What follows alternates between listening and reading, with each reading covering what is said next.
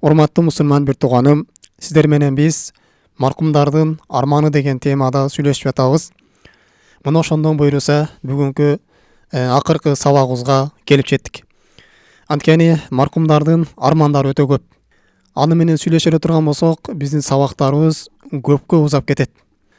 Алардын кээ бирлерин токтолуп өттүк. Албетте мында бизге эки пайда бар. Биринчиси тирүүлөр үчүн боло турган болсо, экинчиси маркумдар үчүн. Биз тирүүлөр алардын армандарын билип, өзүбүздүн жашообузга сабак алабыз. Өзүбүз дагы көбүрөөк ибадат кылууга түрткү берет. Күнөөлөрдөн эртерээк тооба кылып кайтууга, ибадатка дагы бекем болуп, көбүрөөк сооп иштерге аракет кылууга бизге түрткү берет. Анткени маркумдардын арманын билгенден кийин эртең биз дагы ошолордун катарына кошулуп өкүнүп калбаш үчүн, Аллах Тааладан кайра тиленип, Аллахым мен дүйнөгө кайтарчы, паландай күнөө жасап коюптур, анан тооба кылып алайын деп катуу бир өкүнүчкө түшүп калбаш үчүн, эртең кабырдагы азапты көргөн кезде ошол азапка душар болуп калбаш үчүн бүгүн ошолордун кабарын билип, Аллах Таала Куранда эскерген, пайгамбар саллаллаху алейхи хадисинде эскерген алардын кабарын билип, аны түшүнүп, ага ой жүгүртүп, биз дагы эртерээк ошол күнөөлөрдөн тооба кылып, көбүрөөк ибадат кылууга бизге мүмкүнчүлүк берет. Дагы тирүүлөргө эртең кабырда аларга эмне пайда берет экендигин, эмне аларга зыян берет экендигин билип алыш үчүн маркумдардын кабырдагы жашоосунда бизге чоң сабак бар. Бул биринчи тарабы. Ал эми экинчи тарабы бул маркумдар үчүн. Маркумдарга биз кантип жардам бере алабыз? Алардын кайгы капаларын кантип жеңилдетип кое алабыз? Алар дүйнөгө кайта албайт экен. Алар дүйнөдө кайтып кайра сооптуу иш аткарыша албайт экен. Эми биз тирүүлөр аларга кантип жардам бере алабыз? Алардын армандарын, кайгыларын жеңилдете алабызбы же албайбыз деген суроого бул сабактарыбызда жооп бар. Аллах Тааланын фазылы менен тирүүлөр маркумдарга жардам бере алышат. Ал маркумдар бизден алыс эмес жерде. Биз менен алардын ортосун өлүм гана тосуп турат. Эгер биз дагы каза боло турган болсок, алардын атынан жетип барабыз, аларга биз кошулабыз. Алар барзак жашоосунда, биз дүйнө жашоосунда. Алар кабыр жашоосунда, биз дүйнө жашоосунда. Биз жердин үстүндө, алар жердин астында. Алар бизден алыс эмес. Мына ошондуктан Аллах Таала бизге ушундай кээ бирки ибадаттарды көргөзүп койгон. Мына ошолорду аткара турган болсок, анын соопторун ошо маркумдарга багыштай турган болсок, Аллах Таала алар соопторду сөзсүз түрдө аларга жеткирет. Аларды Аллах Таала кубандырат. Тирүүлөрдүн кылган сооптуу амалдары себептүү. Урматтуу мусулман бир тууганым, кандай гана бир жан болбосун, өлүм дамын тартуучу. Өлүм сааты келген кезде ушундай инсандын эң сүйүктүү адамынан айрыйт. Анын жакын досунан, анын жакшы көргөн жубайынан, анын ата энесинен, анын агасынан, инисинен, баласынан, кызынан жана башка өзүнө жакын адамдарынан өлүм айырып коет. Инсан мына ошол жакынына кантип жакшылык кылам деп арман кылып аткан болсо, албетте шарият мунун жолун көргөзүп койгон. Ал тирүү кезинде сиздин жакшылыгыңызга кандай татыктуу болгон болсо, тирүү кезинде сиз ага жакшылык кылууга кандай акылуу болгон болсо, ал өлгөндөн кийин дале сиздин жакшылыгыңызга мына ошондой акылуу. Балким сиздин бере турган хадияңызга, сиздин кыла турган жакшылыктарыңызга тирүү кезинде караганда дагы катуураак муктаж. Тирүүлөргө сиз жакшылык кыла турган болсоңуз, аларга бир хадия бере турган болсоңуз, алар сиздин кылган жакшылыгыңызды аз санашы мүмкүн. Сиздин кылган жакшылыгыңызды алар артынан шүгүрсүздүк кылышы мүмкүн. Бирок маркумдай андай эмес. Маркумдарга сиз чымындын канатынчалык, заррачалык болсо дагы жакшылык кылган болсоңуз, алардын атынан 1 сом садака кылган болсоңуз дагы, алар анын сообун билишет. Ошону билип сиздин кылган садакаңызды өтө кубаныч менен кабыл алышат. Анын сообун көргөн кезде мына ушундай сүйүнүшөт, алар кубанышат. Анткени алар бул дүйнө жашоосунда алар дагы ушунун кадырын билбейт эле. Бирок алар кабырга барган кезде анын сообун көрүштү, анын кадыр баркын мына ушундай баалап билип калышты. Эми маркумдарга жетип бара турган сооптуу ибадаттардан келе турган болсок, биринчи эле бул маркумдарга көп дуа кылыштык. Дуа сөзсүз түрдө жетип барат. Алардын атынан истигфар кылыштык. алардын кылган күнөөлөрүнө Аллах Тааладан кечирим сураштык. Аллах Тааладан алардын азабын жеңилдетүүнү сураштык. Аллах Тааладан аларды эсеп кысабын жеңил кылып, бейишке эртерээк жетип алууну сураныштык. Бул сөзсүз түрдө кабыл боло турган дуалардан. Аллах Таала Кур'ан-ы Каримде муну баяндап: "Валлазина жаa'у мин ба'дихим якулуна роббана игфир лана лиихванина аллазина сабакуна бил иман" дейт. Ошол сахабалардан кийин келген кишилер өзүнүн мурунку адамдарга дуа кылышат дейт. Аллахым, бизден мурунку өтүп кеткен бир туугандарыбызды өзүң кечиргиниң. Вала тажал фи кулубина гилла лиллазина аману иннака рауфур рахим. Аллахым, биздин жүрөгүбүзгө момундарга болгон көрө албастык салбагының, албетте сен кечиримдүүсүн жана ырайымдуусуң деп Аллах Таала Кур'ан-ы Каримде мына ушундай мактаган. Демек, кайсы бир муун өтүп кеткен болсо, андан кийинки келген муундар өзүнүн мурунку өтүп кеткен муундарга дуа кыла турган болсо, Аллах Таала булардын дуасын кабыл кылат экен. Алардын кылган дуаларынын сообун ошол маркумдарга жеткирет экен. Пайгамбар саллаллаху алейхи ва саллям бир хадисинде айтат: "Даъватул мар'ул муслими ли ахихи би захрил гайби мустажабатун." Эгерде мусулман адам башка бир мусулман бир тууганына анын көзү жок кезде дуа кыла турган болсо, анын дуасы сөзсүз түрдө кабыл болот дейт. Албетте Пайгамбар саллаллаху алейхи ва саллям бул хадисте тирүү болобу же каза болгон адам болобу Пайгамбар саллаллаху алейхи ва саллям айырмалап бөлгөн жок. Сиз ага дуа кыла турган болсоңуз, сөзсүз түрдө сиздин кылган дуаңыз кабыл болот. Демек некен маркумдарга биринчи очеретте кыла турган иш бул дуа экен. Өзгөчө маркумдун баласы боло турган болсо, ата-энеге дуа кылыштык бул Аллах Таала буйруган дуа. Баланын ата-энеге кылган эң улуу жакшылыгы бул анын кылган дуасы. Бул ар намаз сайын атамдын күнөөсүн кечир, апамдын күнөөсүн кечир, алардын бейиште болгон ордун бийик кылгын, даражасын көтөргүн, аларды өзүң ырайым алгынын кечиргин деп кылган дуасы мына ушул баланын ата-энеге кылган эң чоң жакшылык болуп эсептелинет. Ал көзү тирүү болсун же көзү кайтыш болгон болсун, ата-энеге көп дуа кылыштык. Аллах Таала мына ушундай Кур'ан-ы Каримде бизди буйруган. Жана ошондой эле дагы жалпы мусулмандарга дуа кылыштык. Өзүнүн агасына, инисине, баласына ким болбосун дуа кыла турган болсо, сөз түрдө бул кабыл болот.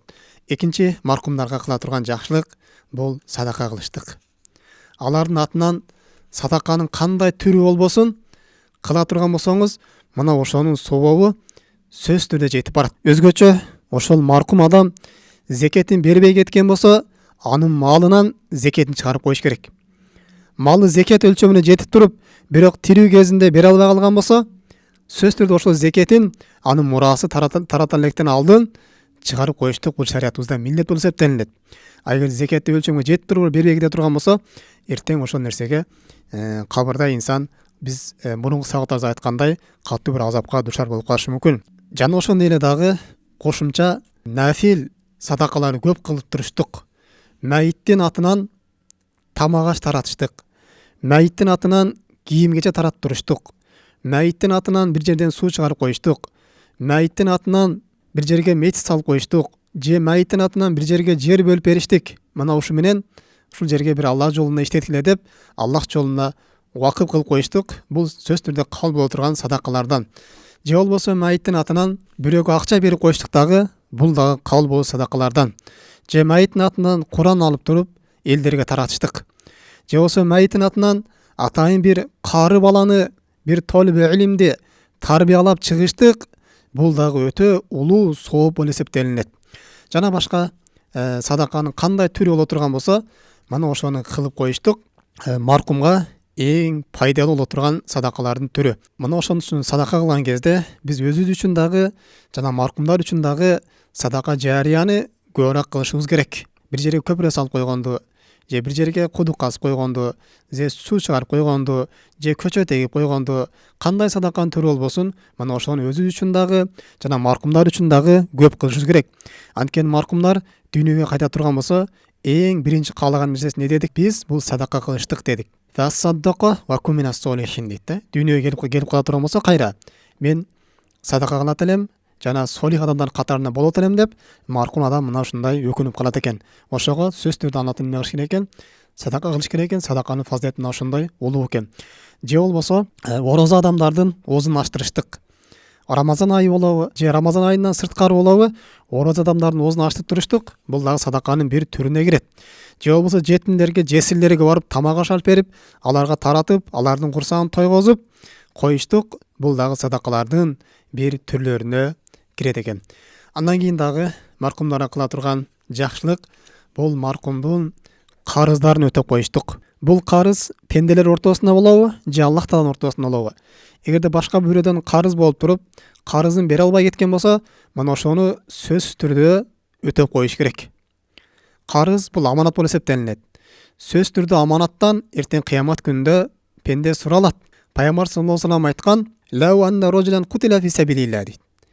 Бир киши Аллах жолунда шейит болуп турган болсо, сумма ухия, кайра тириле турган болсо, кийин дагы шейит болуп өлө турган болсо дейт.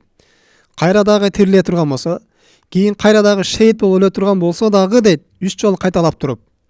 Валейхи дайнун, ошол шейит адамдын үстүндө карыз боло турган болсо, мадахалал жанната хатта юқда анху дайнуху дейт. Ал карызын өтөмөйүнчө, анын карызын өтөп коймоюнча ал адам бейишке кире албайт деген. Башка бир хадистерде мәйит адам бул карызына байланып турат деген. Ошол карызы себептүү ал өзүнүн көздөгөн максатына жете албайт деген. Эгер карызы боло турган болсо ал адам бейишке жакындай албайт деген. Эгер карызы боло турган болсо ал адам кабырдын рахатын тарта албайт деген. Өзгөчө карызды берүүгө күчү жетип туруп, атайлап бербей кете турган болсо, бул адамга азап болот деген тозокто. Жана кабырда да бул адамга азап болот деп Пайгамбар саллаллаху алейхи ва саллям айткан. Мына ошо урматтуу мусулман бир тууганым, эгер карызды төлөөгө мүмкүнчүлүк жетип калган болсо, аны сөз түрдө төлөп коюш керек карызды. Бул карызды төлөбөй жүрүштүк, бул зулум болуп эсептелинет. Эртең кабырда азап болушуна эң чоң себепкер болот. Албетте шариятыбыз бизди байларга, кедейлерге карыз берүүгө кызыктырган. Мына ошонун биргеликте эле кедейлер карызды алып алып туруп, кайра аны кечиктирбеш керек. Бул өтө чоң күнөө болуп калат. Кийин байлардын кедейлерге карыз берүүсүнөн качырат. Карыз берип кайра ала албай калган байлар кийин карыз бергиси келбей калат. Мына ошентип коомубузда ар кандай бузук иштер көбөйүп кетет.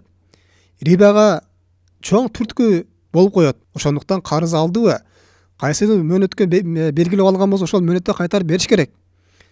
Же болбосо колдон келишинче мүмкүнчүлүк жетип калган болсо, башка бир ашчан нерселерге колдонбостон ал карызды эртелетип берүүгө пенде аракет кылыш керек. Бул карыз бул дүйнө жана акыретте сөз түрдө эсепке тартыла турган иш болуп эсептелинет. Маркум өлүсө дагы бул карызынан кутулбайт. Аллах Таала болгон күнөөлөрүн кечирип коюш мүмкүн, бирок пенделердин ортосундагы нерсе бул сөз түрдө эртең эсепке тартыла турган нерсе. Ошого эгерде майыттын карызы боло турган болсо, анын жакынкы туугандары карызын эртелек өтө берип коюш керек. Экинчи карыз бул эгерде каза намаздар болгон болсо, каза орозолор болгон болсо, буларды дагы өтөп коюш керек. Орозосунун фидиясын берип коюш керек. Жана ошондой эле биздин Ханафи мазхабта дагы бул намаздын дагы, каза намаздардын дагы фидияларын өтөп коюш керек. Өзгөчө мәйит осыйгат кылып кеткен болсо, менин ошол паланча малымдын бөлүгүнөн мен намазымдын фидиясын чыгарып койгула, орозонун фидиясын чыгарып койгула деген болсо, сөз түрдө муну чыгарып коюш керек. Ал эми осуят кылбаган болсо, анын артында калган мураскорлору аны өтөп коюштук шариятыбызда жакшы амал эсептелинет. Андан кийин дагы майытка кыла турган жакшылыктардан бул алардын атынан ажылык кылып туруштук же умра кылып туруштук.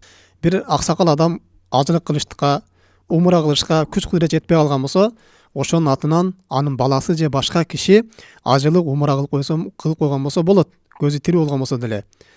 Эгер көзү өтүп кеткен болсо, анын атынан ажылык кылса, умра кылса, бунун дагы собобу барып турат. Андан кийин дагы жакшы амалдардан бул майыттын атынан курбандык чалыштык.